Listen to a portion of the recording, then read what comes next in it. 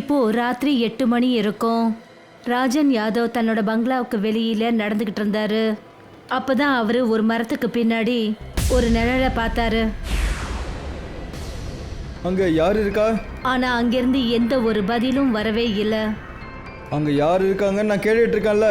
இப்படி சொல்லிட்டு ராஜன் ரொம்ப வேகமா அந்த மரத்துக்கிட்ட நடந்து போனாரு.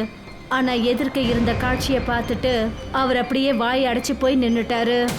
அந்த மரத்துக்கு பின்னாடி நின்றுட்டு இருந்த ஒரு அழகான பொண்ணு ராஜனை ஒரு வித்தியாசமான பார்வையில பார்த்துக்கிட்டு இருந்தா. நீங்க என்னோட நர்ஸ் ஆச்சு. நீங்க இந்த நேரத்துல கார்டன்ல என்ன பண்ணிட்டு இருக்கீங்க? இங்க பாருங்க, இப்போ நான் முழுசா குணமாயிட்டேன். அது மட்டும் இல்லாம உங்களோட எல்லா பேமெண்ட்டையும் நான் கொடுத்துட்டேன். இப்போ நீங்க இங்க இருந்து கிளம்பலாம். ஒரு நர்ஸ் தான் பேஷண்ட்டை பத்தி எல்லாமே தெரிஞ்சு வச்சிருப்பா. பொண்டாட்டி புருஷனை எந்த அளவுக்கு தெரிஞ்சு வச்சிருக்கிறாளோ அந்த மாதிரி. அப்படி நான் உங்க மனைவி கிட்ட சொல்லியிருந்தா, அதாவது நீங்க என்ன எந்த பார்வையில பாத்தீங்கன்னு நீங்க என்னைக்காவது யோசிச்சிருக்கீங்களா? உங்க மனைவி உங்களை என்ன பண்ணுவான்னு? புரிஞ்சிடுச்சு. அப்படின்னா நீங்க என்ன மிரட்ட பாக்குறீங்களா? இங்க பாருங்க, என்ன பிளாக்மெயில் பண்ணணும்னு யோசிக்காதீங்க. உங்களுக்கு என்னை பத்தி தெரியாது. இல்ல, நான் உங்களை மிரட்டலாம் இல்ல. அதுக்கு பதிலா நான் அதெல்லாம் செய்ய சொல்லி உங்களுக்கு அழைப்பு கொடுக்கறேன். எதெல்லாம் நீங்க செய்யணும்னு உங்க எண்ணத்துல நினைச்சீங்களோ அத. நீங்க என் மனசுல இருக்கிறதெல்லாம் சொல்றீங்களே. அதாவது நான் எல்லா பொண்ணுங்களையும் பார்த்தாலும் இப்படி ஆசைப்படவே மாட்டேன். ஆனா உங்களுக்குள்ள ஏதோ ஒரு விஷயம் இருக்கு. என்கிட்ட அப்படி என்ன விஷயம் இருக்கு? உங்க முகத்தை பார்த்தா ஏற்கனவே பார்த்து பழகின மாதிரி இருக்கு. உண்மையை சொல்லணும்னா உங்க முகத்தை பார்க்கும்போது எனக்கு யாரோ ஞாபகம் வராங்க. ராஜன் அந்த நர்ஸை ஒரு மாதிரி பார்க்க ஆரம்பிச்சாரு. சொல்ல போனா ராஜன் உல்லாசமா ஆனந்தமா இருக்க நினைக்கிற ஆளு. ராஜன் அந்த நர்ஸ் கிட்ட நெருங்கி போகத்தான் இருந்தாரு. அப்ப அந்த நர்ஸோட உடம்பும் முகமும் பாதி எரிஞ்சு போன ஒரு பிணமா மாறிடுச்சு. அவ முகத்துல இருந்த எலும்பும் மாமிசங்களும் தொங்கிக்கிட்டு இருந்தது. அவளுடைய கண்கள் மஞ்சளா மாறிடுச்சு. அப்புறம் ராஜன் ரொம்ப மோசமா கத்த ஆரம்பிச்சாரு. என்னை காப்பாத்துங்க, என்னை காப்பாத்துங்க, என் உடம்புல தீ பிடிக்க ஆரம்பிச்சிடுச்சு, யாராவது இருக்கீங்களா, என்னை காப்பாத்துங்க.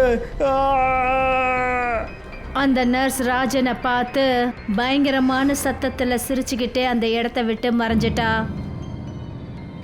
இந்த சம்பவம் நடந்து 1 மாசத்துக்கு அப்புறம் திஷா ரொம்ப வேகமா ரோட்ல நடந்து போய்கிட்டு இருந்தா. அப்பதான் அவ எப்படி உணர ஆரம்பிச்சானா, அதாவது அவளுக்கு பின்னாடி யாரோ வரா மாதிரி. யாரது? அவளுக்கு முன்னாடி ஒரு அழகான பொண்ணு நின்றுட்டு இருந்தா. யார் நீ?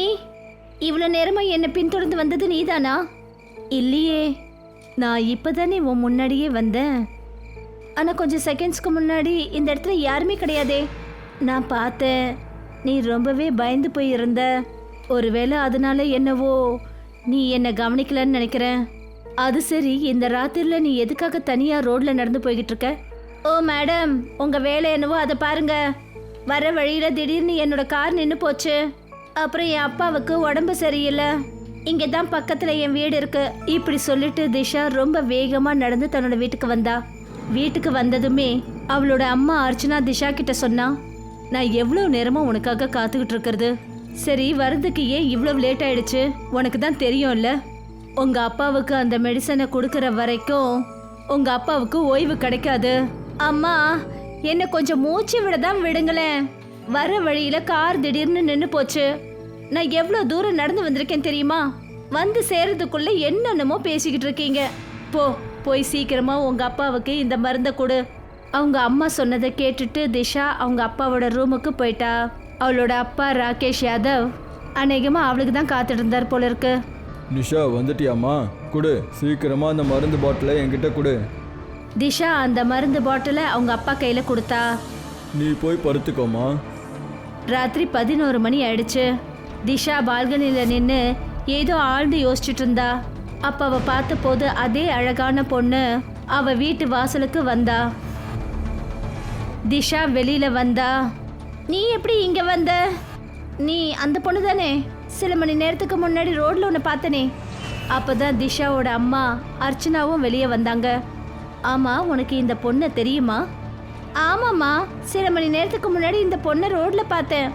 யாருமா நீ? என்னோட பேரு திவ்யா. எனக்கு ஒரு வேலை கிடையாது.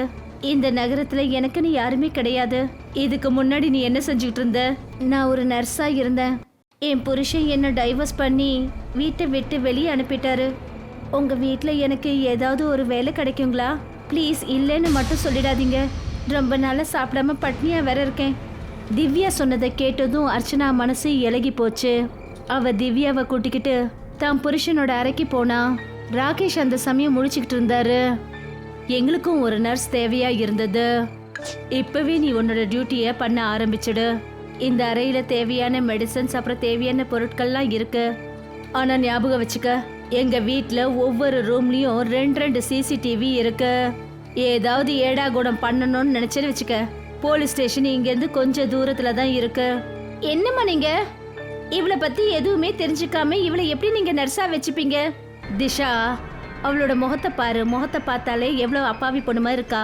அப்புறம் நல்ல குடும்பத்தை சேர்ந்த பொண்ணு மாதிரியும் தெரியுது. அது மட்டும் இல்லாம இப்பெல்லாம் என்னால ராத்திரியில ரொம்ப நேரம் முழிக்க முடியல. இப்படி சொல்லிட்டு அர்ச்சனா தூங்க போயிட்டா. அப்புறம் திஷாவும் அவளோட ரூமை நோக்கி போயிட்டா. விசித்திரமா இருக்கே. எனக்கு உங்களை பார்க்கும்போது எப்படி இருக்குன்னா, இதுக்கு முன்னாடியே நான் உங்களை எங்கேயோ பார்த்த மாதிரி இருக்கு. ஆனால் நான் உங்களை அப்படி எங்கே பார்த்தேன்னு தான் எனக்கு ஞாபகமே வர மாட்டேங்குது. அப்படிங்களா? அது என்னன்னா, எப்போ என்னோட நண்பன் ராஜனோட மரணம் ஏற்பட்டுச்சோ அப்போலேருந்து நான் கொஞ்சம் டிப்ரெஷனாக இருக்க ஆரம்பிச்சிட்டேன். அடிக்கடி எனக்கு எப்படி தோணுதுன்னா, எனக்கு ஏதோ அல்சைமர் டிசீஸ் ஏற்பட்ட மாதிரி தான் தோணிகிட்டு இருக்கு. எனக்கு சில விஷயங்களும் சில முகங்களும் அடிக்கடி மறந்து போகிற மாதிரி இருக்கு. அந்த அளவுக்கு இன்னும் உங்களுக்கு வயசா இல்லையே கோலு. இந்த அளவுக்கு உனக்கு ஞாபக மறதி ஏற்படுறதுக்கு. இந்த பேர் உனக்கு எப்படி தெரியும்? இது என்னோட சின்ன வயசு பேராச்சே. இது என்னோட அப்பாவுக்கும் அம்மாவுக்கும் அப்புறம் அவளுக்கும் மட்டும்தான் தெரியும். என்ன நல்லா கவனிச்சு பாரு ராகேஷ், அப்புறம் உனக்கு எல்லாமே ஞாபகத்துக்கு வந்துடும். திவ்யா சொன்னதை கேட்டுட்டு திவ்யாவை ராகேஷ் கவனிச்சு பார்க்க ஆரம்பிச்சாரு. திடீர்னு ராகேஷோட மைண்ட்ல ஒரு பேரிடி விழுந்தது. இது சாத்தியமே இல்லை. உன்னால எப்படி உயிரோட வர முடிஞ்சுது? நீ தான் இறந்து போய் 20 வருஷத்துக்கு மேல ஆயிடுச்சே. ராகேஷ் இதைத்தான் சொல்லி இருப்பாரு. அப்ப திவ்யாவோட முகமும் உடம்பும் பாதி எரிஞ்சு போன பிணமா மாறிடுச்சு. அவ தன்னுடைய மஞ்சள் நிற கண்ணால ராகேஷை முறைச்சு பார்க்க ஆரம்பிச்சா. திடீர்னு அவளோட மஞ்சள் நிற கண்கள்ல இருந்து நெருப்பு வெளியே வர ஆரம்பிச்சது. சில நொடிகள்ல ராகேஷோட உடம்பு முழுக்க தீ பத்துச்சு. யாராவது இருக்கீங்களா? என்னை காப்பாத்துங்க. என் உடம்புல தீ பிடிச்சிடுச்சு. யாராவது இருக்கீங்களா? யாராவது காப்பாத்துங்க. ஆனா ராகேஷ் ரொம்ப சீக்கிரத்துல ஒரு பாதி எரிஞ்ச பிணமா மாறி தரையில போய் விழுந்தாரு. அப்புறம் திவ்யா புகையா மாறி அங்கிருந்து மறைஞ்சிட்டா.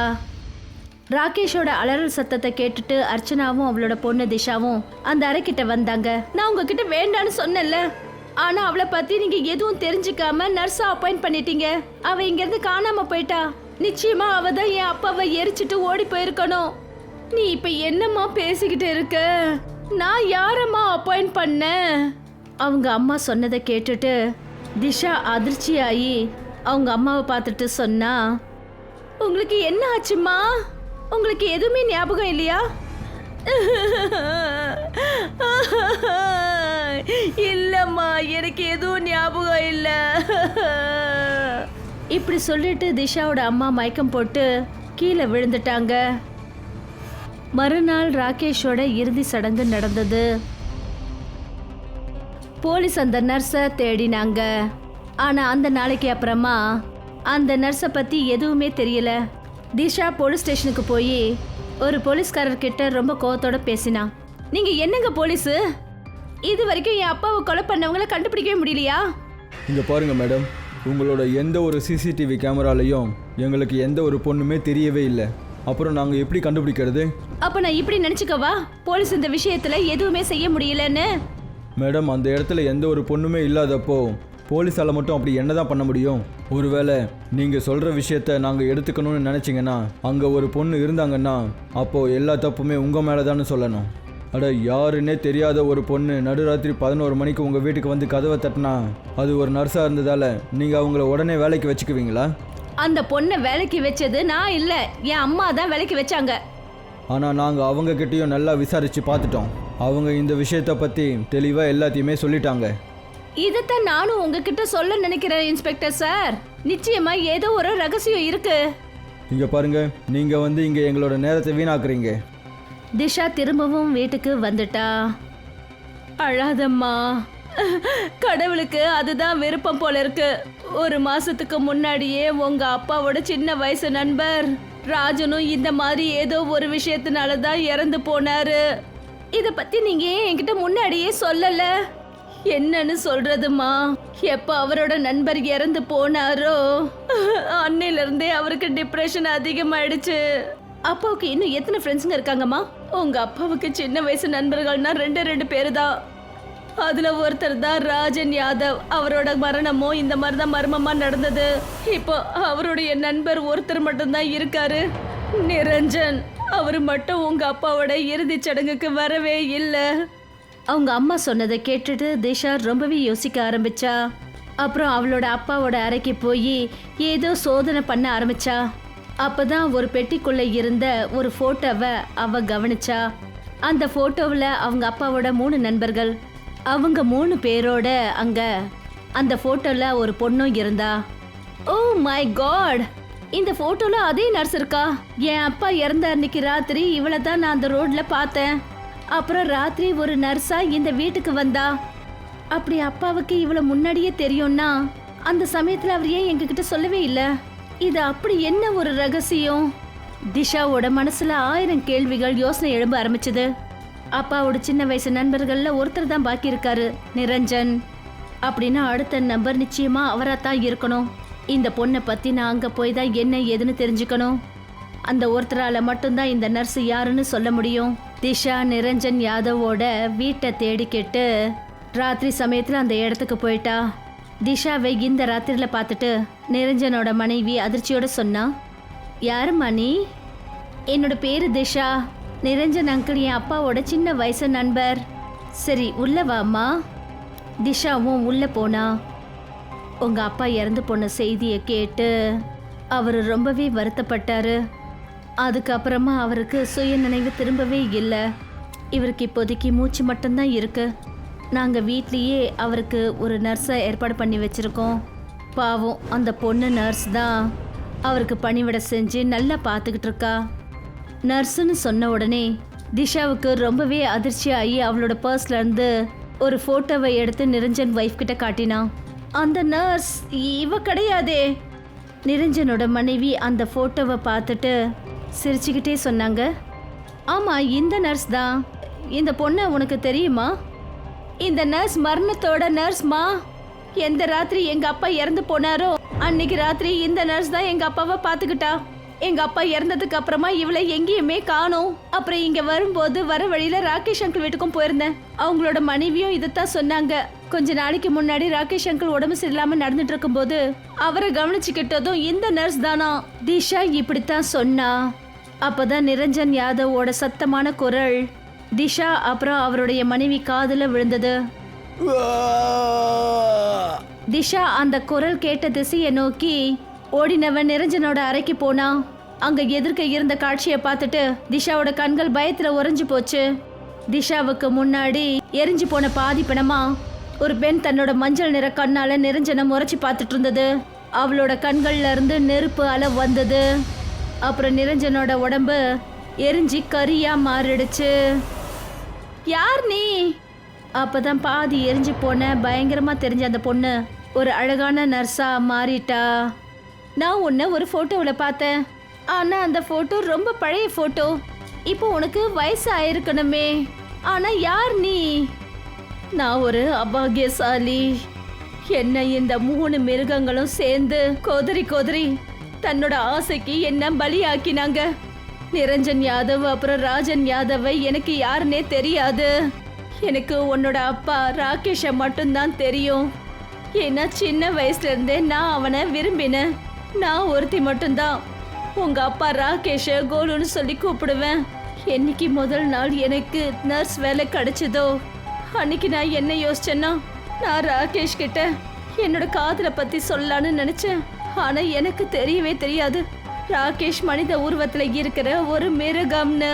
அவன் என்னுடைய காதல்ல தனக்கு சாதகமா பயன்படுத்திக்கிட்டு அவனுடைய 2 நண்பர்களுக்கிட்டையும் என்ன ஒப்படைச்சிட்டான். நான் யாருக்குமே என்னோட முகத்தை காட்டுறதுக்கு தகுதி இல்லாதவளாயிட்டேன். அப்புறம் நான் என் உடம்புல மண்ணெண்ணிய ஊத்திக்கிட்டு நெருப்பு வச்சுக்கிட்டு தற்கொலை பண்ணி செத்துட்டேன். இதை சொல்லிட்டு அந்த நர்ஸ் அந்த இடத்த விட்டு மறைஞ்சா